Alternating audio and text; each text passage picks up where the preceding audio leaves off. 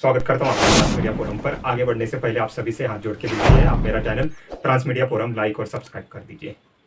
Islamic Republic of Iran Tehran में बैठे हुए मुल्ला मौलवी कामिकाजे ड्रोन देने के बाद अब रशिया को मिसाइल्स दे रहे हैं जिनकी मारक क्षमता 500 किलोमीटर, 700 किलोमीटर और उससे भी ज़्यादा रेंज वाली मिसाइल्स ईरान द्वारा रशिया को दी जा रही है। ऐसा क्लेम वेस्टर्न मीडिया और अमेरिका के द्वारा किया जा रहा है। अब ये जो ईरान रशिया को मिसाइल्स प्रोवाइड कर रहा है, इससे पहले कामिकाजे सुसाइड ड्रोन दे चुका है रशिया को ईरान।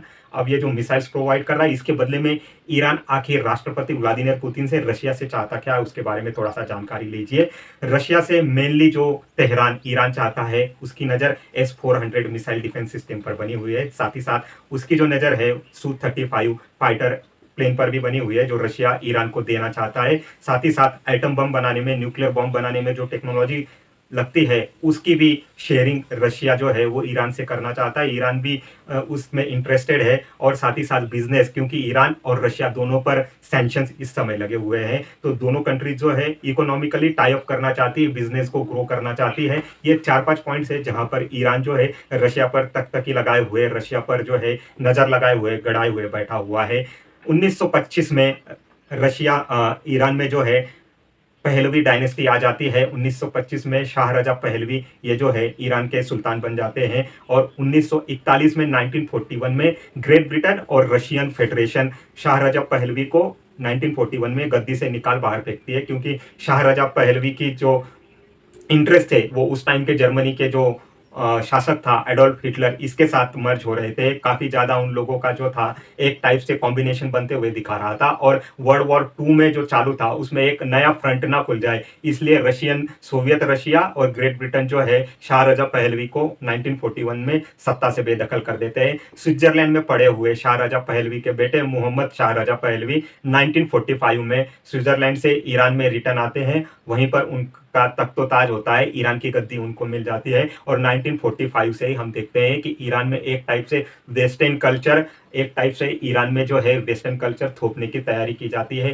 प्रो वेस्टर्न कहलाने वाले मोहम्मद पहलवी जो हैं वो ईरान का कल्चर, ईरान का एजुकेशन और ईरान की रूढ़िवादी जितनी भी सिस्टम है उसको आधुनिक करना चाहते हैं, उसको नया रंग ढंग में बदलने की कोशिश करते हैं, जिसकी वजह से ऑर्थोडॉक्स जो इस्लामिक कंट्री है मिडल ईस्ट की, वो थोड़ा सा उसमें कंसर्न रहती है। उसके बाद देखते हैं कि शाहरजा पहलवी, मोहम्मद शाहरजा पहलवी जो है वेस्टर्न वर्ल्ड की गोद से थोड़ा सा बाहर निकलते हैं और ईरान के जो ऑयल्स और गैस है जिसकी वो नेशनलाइजेशन करना तैयार चालू कर देते हैं, क्योंकि ऑयल और गैस जो भी ईरान में उस टाइम पर अवेलेबल था उसकी ओनरशिप अमेरिका, यूके और फ्रांस के पास उस टाइम में थी, जिसकी वजह से वेस्टर्न वर्ल्ड और अमेरिका के इंटरेस्ट जो है वहां पर हार्म होना चालू हो जाते हैं। क्योंकि मोहम्मद शाहरजा पहलवी जो है गैस, ऑयल और जितने भी ईरान के सरकारी संस्थान थे उसका नेशनलाइजेशन करना चालू करते हैं वेस्टर्न वर्ल्ड। उसके बाद वेस्टर्न वर्ल्ड में एक पैनिक क्रिएट होता है और उसके बाद ही हम देखते हैं कि ईरान में रिजिम चेंज का कार्यक्रम होता है। एक रिजिम चेंज ईरान में की जाती है और वहां पर आयतुल्ला रूहुल्लाह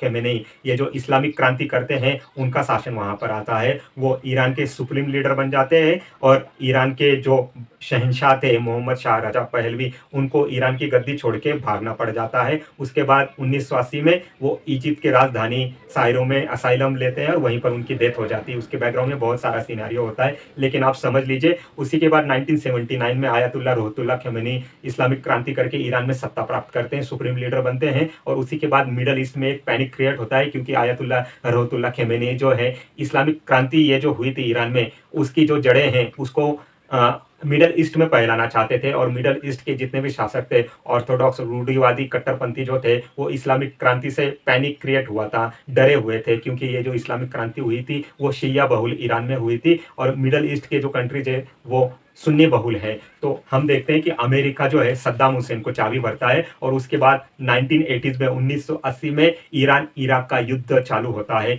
ईरान इराक का युद्ध टोटल 8 साल तक चलता है। पहले तो सद्दाम हुसैन ईरान के बहुत सारी टेरिटरीज, बहुत सारे एरियाज को काबिज कर लेते हैं, लेकिन उसके बाद ईरान धीरे धीरे कम बैक करता है और ईरान इराक के चुंगल में फंसे हुए अपनी टेरिटरीज को बाहर अपने आप बाहर निकालता है, उसको ले लेता है। साथ ही साथ इराक की भी टेरिटरीज कैप्चर करती है। 8 साल युद्ध चलता है, उसके बाद सीज फायर होता है, दोनों कंट्रीज जो है अपने बॉर्डर को रिटर्न चली जाती हैं, फिर से अपने बेस में चली जाती है।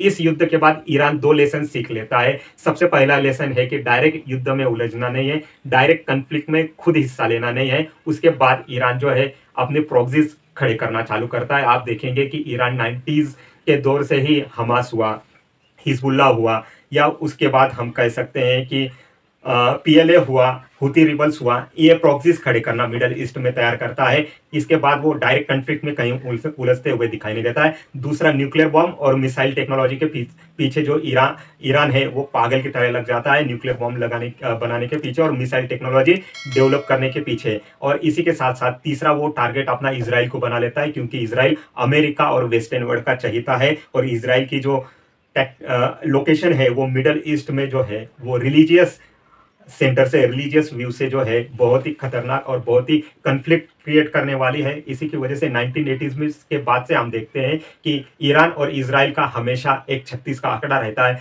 दुश्मनी रहती है। बैकग्राउंड में इसराइल जो है मोसाद थ्रू बहुत ही ज़्यादा सीक्रेट ऑपरेशंस लॉन्च करता है, और ईरान के हाई प्रोफाइल टारगेट जो है उसको एलिमिनेट करना, उसको मारना, ये जो सारा प्रोग्राम है इसराइल मोसाद थ्रू करते रहता है। ये जो हाई प्रोफाइल टारगेट मारे जाते हैं ईरान में, उसके थोड़े 2-4 बड़े लीडरों का मैं नाम आपको बता देता हूँ। सबसे पहले तो इसराइल के टारगेट पर ईरान का न्यूक्लियर प्रोग्राम होता है। न्यूक्लियर साइंटिस्ट जितने भी ईरान के होते हैं वो एक के बाद एलिमिनेट होना या सस्पेक्टली मरना चालू हो जाता है उनका। उनमें सबसे ज़्यादा बड़ा नाम जो है वो मोहसिन फखरीजादे का कह सकते हैं हम। मोहसिन फखरीजादे, इनको ईरान के न्यूक्लियर साइंटिस्ट में टॉप की गिनती में गिना जाता था। इनको इसराइल जो है वो एलिमिनेट कर देता है। उसके बाद हम देखते हैं कासिम सुलेमानी को एलिमिनेट किया जाता है। और अभी फिलहाल ईरान के जो राष्ट्रपति इब्राहिम रईसी, इनका भी हेलीकॉप्टर क्रैश में दुर्घटना में मृत्यु हो जाती है। और उसके बाद नए राष्ट्रपति जो चुन के आते हैं, उनके शपथ विधि कार्यक्रम में हमास के जो चीफ होते हैं, लीडर होते हैं,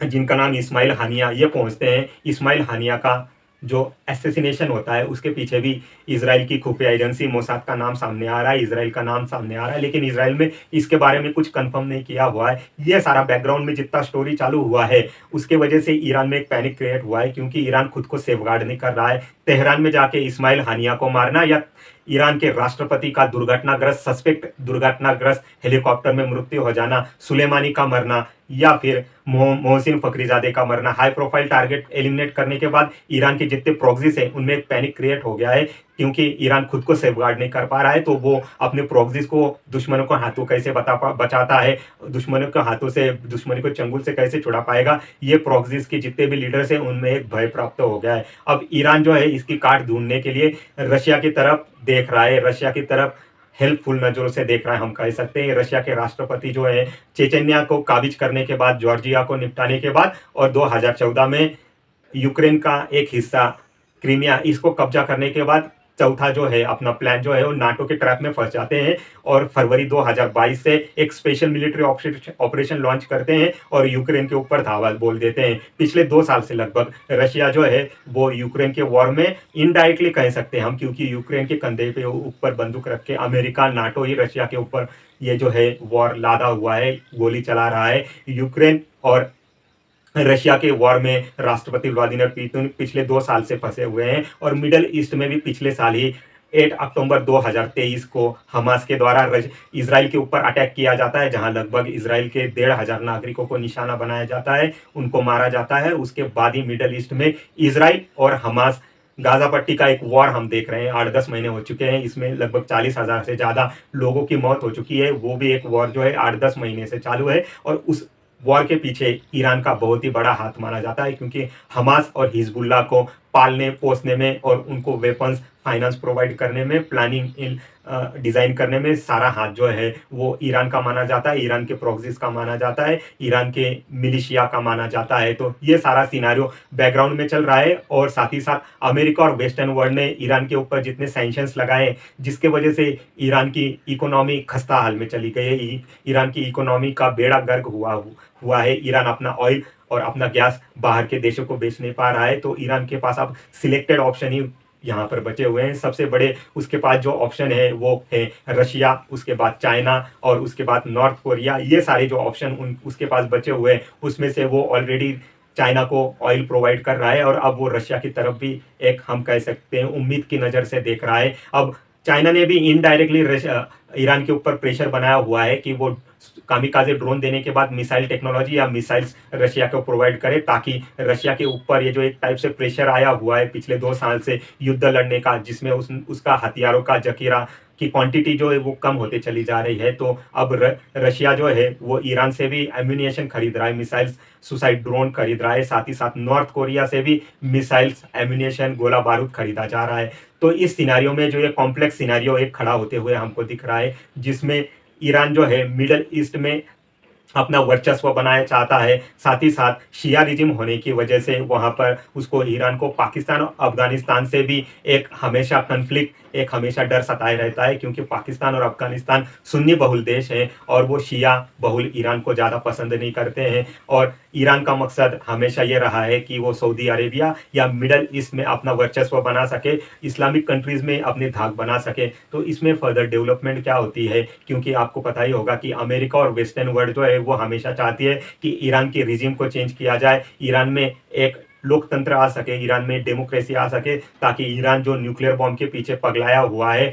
और ईरान ने जो दुश्मनी इजराइल से मोड़ लेके रखी हुई है उसको खत्म किया जा सके और मिडल ईस्ट के क्राइसिस से अमेरिका छुटकारा पा सके। मिडल ईस्ट में इजराइल को वहाँ का पुलिस बना के अमेरिका वहाँ से अपना बोरिया बिस्तर बना के साउथ चाइना सी में जा सके और वो चाइना के ऊपर कंसंट्रेशन कर सके। तो फर्दर इसमें क्या डेवलपमेंट निकल के सामने आती है मैं आपके साथ शेयर करूंगा। आप मेरा channel transmedia forum like subscribe कर दीजिए। Thank you very much.